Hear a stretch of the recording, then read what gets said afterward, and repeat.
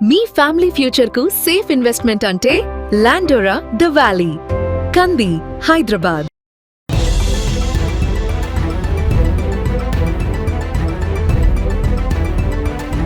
దేశం ఏదైనా రంగం ఏదైనా భారతీయులు సత్తా చాటుతున్నారు. మరీ ముఖ్యంగా మన తెలుగువారు విశ్వ వేదికపై విజయ కేతనం ఎగరవేస్తున్నారు.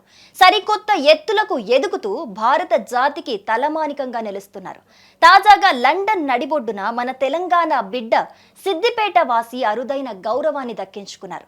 బ్రిటన్ పార్లమెంట్ ఎగువ సభలో అడుగుపెట్టి మన సంస్కృతికి పట్టం కట్టారు.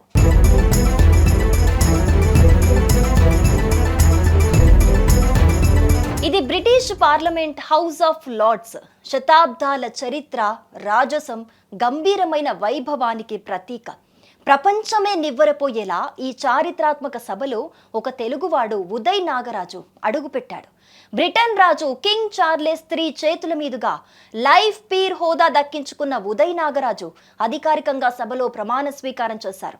అయితే ఇక్కడే ఆయన తన మూలాలను ప్రపంచానికి చాటి చెప్పారు. పాశ్చాత్య దేశంలో అత్యున్నత సభలో నిలబడి పవిత్ర గ్రంథం భగవద్గీత మీద ప్రమాణం చేసి భారతీయ సంస్కృతి ఔన్నత్యాన్ని చాటారు లార్డ్ నాగరాజు ఆఫ్ బ్లూమ్స్బరీ.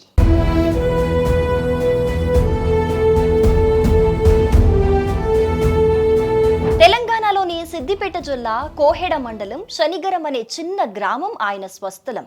ఒక సామాన్య మధ్యతరగతి కుటుంబంలో పుట్టి వరంగల్, హైదరాబాద్లలో విద్యాభ్యాసం చేసి క్రమశిక్షణ, విలువలే పెట్టుబడిగా లండన్ పయనమయ్యారు. లండన్లో ఉన్నత విద్యను అభ్యసిస్తూనే ప్రజా విధానం, పాలనలో తనదైన ముద్ర వేశారు.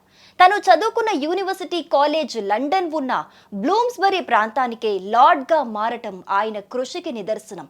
మహాత్మా గాంధీ ఆశయాలే స్ఫూర్తిగా గాంధీ ఫ్యూచర్ లీడర్స్ ప్రోగ్రాంను స్థాపించి నైతిక నాయకత్వం కోసం పాటుపడుతున్నారు. ఆర్టిఫిషియల్ ఇంటెలిజెన్స్ పాలసీలో నిపుణుడిగా, రచయితగా, వక్తగా అంతర్జాతీయ గుర్తింపు తెచ్చుకున్నారు.